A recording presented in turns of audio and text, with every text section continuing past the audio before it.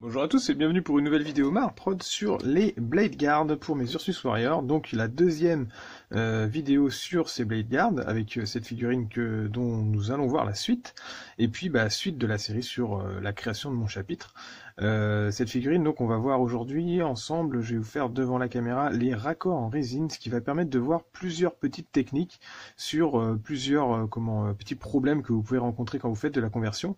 Et là comme on est sur un Marines, c'est des choses que vous pouvez croiser souvent, c'est-à-dire en fait les flexibles que vous devez refaire au niveau des bras quand vous avez changé la pose, des doigts par exemple, si jamais vous n'avez pas assez de bits de main, souvent vous avez à resculpter des doigts, et puis quelques petits raccords quand vous avez changé les armes, par exemple ici c'est un point qui tenait un flingue, donc forcément la main est à moitié comme ça, parce qu'ici on est censé avoir le ponté, enfin la espèce de pièce qui protège le doigt. Hein. Je suis pas fan des armes, donc du coup je connais pas toutes les pièces, mais je connais un de mes followers qui se fera un plaisir de me corriger dans les commentaires si je me suis trompé de type de pièce. Et donc du coup voilà, la main ne correspond pas tout à fait, surtout si je l'ai retigé et puis j'ai remis la hache dans sa main. Donc je vais certainement devoir resculpter un tout petit peu les raccords qu'il y a au niveau des doigts, de la paume, et puis peut-être même des doigts pour que ça englobe un peu mieux le manche de la hache. Et puis là, vous voyez ici, c'est par raccord. Alors par contre, on est avantagé sur des marines, c'est qu'en fait, déjà, la pose des épaulières pardonne pas mal de choses, parce que du coup, permet de cacher un petit peu les raccords. Et puis en dessous de l'épaulière, vous avez une seconde épaulière tactique sur laquelle, normalement, si c'était réaliste, la grosse épaulière venait chevaucher et puis glisser dessus, et cette deuxième épaulière là qu'on voit par exemple, je sais pas, sur ici là, qui dépasse un petit peu, pardonne elle aussi pas mal de choses en termes d'anatomie. Donc du coup par exemple ici on la voit dépasser, il suffira de faire le raccord de ça puis ça devrait passer, et un petit peu de flexible. Donc on va voir ça ensemble. Comme d'habitude je fais mon petit mélange de pâtes, donc c'est de la Vess Epoxy Putty en Grilla et puis de la Green Stuff, qui me permet d'avoir une sorte de lisibilité au niveau de ma pâte. Je suis habitué avec ça, et surtout j'utilise la caractéristique de la Green Stuff qui est la souplesse, et celle de la Vess Epoxy Putty qui est la dureté une fois qu'elle est sèche. N'hésitez pas à aller voir mes tutos sur les différentes pâtes pour déjà trouver les caractéristiques qui vous plaisent, et peut-être tester celle qui deviendra votre pâte de prédilection. Je vous remets le lien maintenant, et puis comme ça vous pourrez visionner les différents tests que j'ai déjà effectués devant la caméra. Et moi j'aime bien ce mélange là, parce que du coup il a la souplesse et puis la facilité de sculpture de la Green Stuff quand on y est habitué, et surtout après il devient un peu dur, du coup on peut retailler dedans et avoir des volumes soit souples si on le laisse tel quel, soit dur si on retaille et qu'on refait des angles plutôt bien. Donc là j'ai continué à sculpter hors caméra par rapport à la première vidéo que vous avez vue sur ces figurines là. Donc ici j'ai refait le pan de fourrure qui passe par-dessus, qui est assez imposant sur les Blade Guard, au moins sur mon concept à moi, puis j'ai posé des plumes un peu partout. Lui, il a donc sa hache posée à la taille, avec un bolter un peu particulier, comme je vous l'avais dit dans la première vidéo, et puis il aura son bouclier collé dans le dos. Pour changer un peu, je crois qu'une des figurines Games Workshop officielles a ce type de configuration. Du coup, je ne vais pas faire les pièces au dos de ce bouclier qui sont censées recevoir le bras de la figurine, pour qu'il puisse se coller mieux au pactage. Et puis je le fixerai bien sûr après, en tout dernier, puisqu'il va falloir que je peigne l'intérieur de ce bouclier, et donc du coup je ne le fixe pas tout de suite pour avoir plus de facilité d'accès avec mes pinceaux. Là j'ai continué aussi celui-là, donc lui je l'ai fixé parce qu'il a une pose assez ouverte et que du coup je vais pouvoir assez facilement bosser dessus avec les pinceaux. Voilà, j'ai resculpté une petite main sur sa hache, et puis après le reste c'était de l'assemblage avec un petit peu de resculpture sur le bouclier, puis de la pose de plumes. Pareil pour celui-là. Et donc ils n'ont pas encore reçu les petits halots de fer que je vais faire tout à l'heure.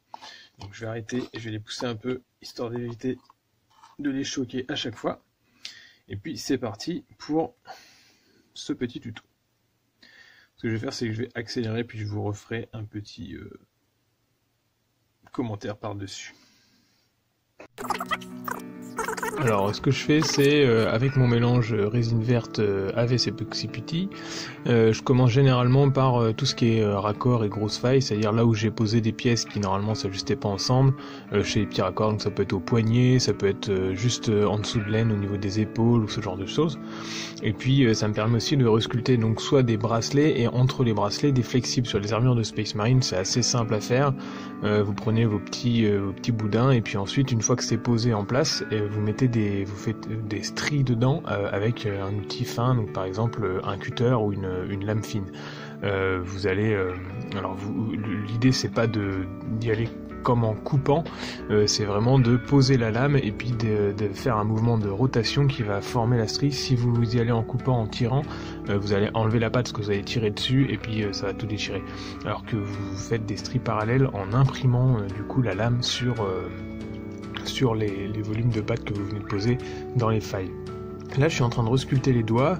Donc les doigts, bon bah c'est assez, c'est pas ce qui est le plus simple, mais ici avec du Marines, c'est assez gros comme échelle. Donc vous faites 4 petits boudins pour les doigts principaux, et puis un boudin souvent un tout petit peu assez gros quand même pour le pouce. Et puis l'idée c'est de les poser, de les mettre en place. Et ensuite les doigts ils ont une forme, donc il faut leur donner un petit peu de volume. Et vous pouvez mettre des stries parce que le Space Marine est censé avoir sa main dans un gant quand même. Et donc là, en fin de sculpture, je pose un peu de relief sur les boucliers afin de faire comme si c'était des plis de peau.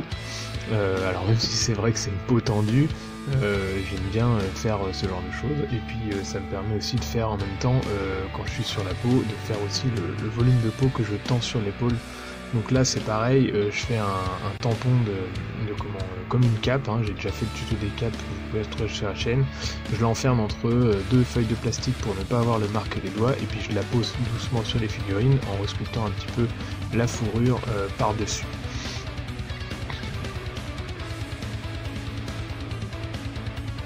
Voilà où j'en suis en fin de vidéo. J'ai continué un petit peu hors caméra parce que j'étais arrivé au bout de la mémoire de ma carte SIM, et donc vous voyez, je suis un petit peu sur les plis de la peau tendue. Ici j'ai refait le pli ici, mais sachant que c'est pas fini ici, je vais certainement redécouper une fois que ça sera un tout petit peu plus sec. Là je vais retravailler les lissages, et puis de toute façon par dessus il y a des colis fichés qui vont être mis avec des petites breloques, des sortes de pendaisons, un peu comme j'ai fait sur le premier bouclier comme ça. Et puis je suis reparti sur les cheveux, j'ai refait un peu de fourrure à droite à gauche, et il me restera à y poser bien sûr l'ensemble des plumes. Avec le reste de résine, j'ai resculpté tout ça en plumes, qui de toute façon, il m'en reste à mettre un petit peu aussi sur les figurines comme ça. Donc ce que je vais faire, c'est je vais attendre le séchage, et puis je vous refais un petit topo en fin de vidéo. Et donc voilà pour cette petite sculpture avec un tout petit peu de session hors caméra, hein, l'installation des plumes et puis les 2-3 raccords qui allaient bien. Donc voilà pour ce personnage qui est donc un peu le chef d'une unité, c'est pour ça que je lui ai mis la tête nue, contrairement à beaucoup de mes figurines qui vont quand même être particulièrement, enfin plutôt casquées en fait. Je vais pas mettre beaucoup de tête nue. Puis il a un des types de plumes les plus longs parce que je lui ai mis un petit peu de prestance, on va dire, et donc normalement il est sensiblement la même position que la figurine exclusive, enfin la figurine spéciale de Games Workshop qui était sortie avec la dernière boîte d'armée. Donc le voilà comme ça. Ensuite j'ai fini les autres. Donc celui-là avec son bouclier qui ira dans le dos, je ne sais pas encore si je mettrai les espèces de systèmes d'emboîtement que je refais à la main qui sont censés s'emboîter sur le bras, puisque comme je vais le poser là, je pense que ça va gêner, donc du coup je les mettrai peut-être pas. Pareil, j'ai mis quelques plumes, et puis ici j'en ai disséminé sur l'ensemble de la figurine avec un petit attrape-rêve sur le dos, pareil que sur les premières que je vous avais montré. Donc ça c'est fait avec un petit morceau de fer enroulé autour du manche de mon pinceau là, et puis ensuite je mets 2 tiges vers le bas, je les inclus après un petit perçage dans le paquetage au dessus, et puis je fais un petit emberlificotis de câble de cuivre que j'ai sur cette bobine là. J'en ai largement de quoi faire à peu près 2-3 vides modélistes. Et puis j'essaie de faire à chaque fois différent en fonction de la figurine. Donc là il y a celle-là qui lui est donc un gaucher par rapport au port de l'arme, et puis pareil son petit attrape-rêve derrière et des plumes. J'en mets à peu près environ 9 par figurine, précisément même.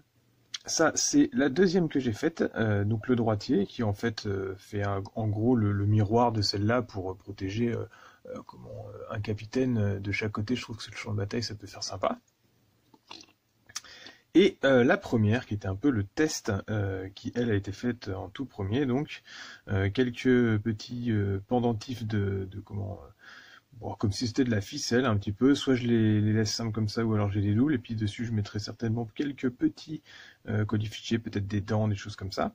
Et puis voilà, lui il a la hache brandie, et toujours le petit sac un petit peu de toile ou de cuir qu'ils ont chacun autour de la taille.